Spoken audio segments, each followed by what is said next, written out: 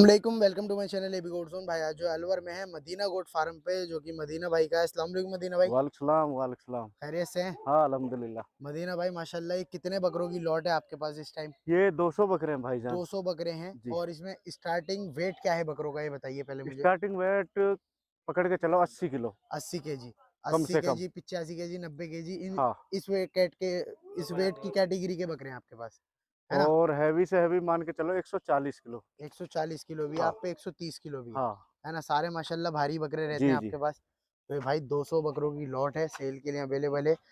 Price on call रखेंगे Medina भाई? हाँ, ऑन कॉल। ठीक है। और अगर कोई किलो में भी लेना चाहेगा तो किलो किलो में में भी भी दे लेना देंगे। चाहेगा, जैसे इंटरेस्ट है वैसे दे हम्म, देंगे भाई। जैसे कस्टमर लेने जाएगा वैसे जी, इंशाल्लाह करा देंगे उसको प्रोवाइड, है ना? जी, जी, जी। तो है।